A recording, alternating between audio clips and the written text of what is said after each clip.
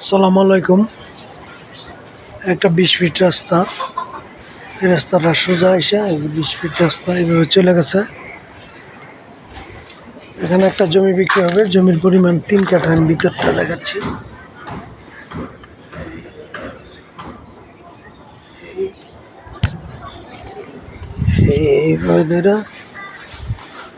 এইভাবে ধরা 20 ফিট রাস্তা বাদ দিয়া পাশেই বাড়ি। 20 ফিট রাস্তা বাদ দিয়ে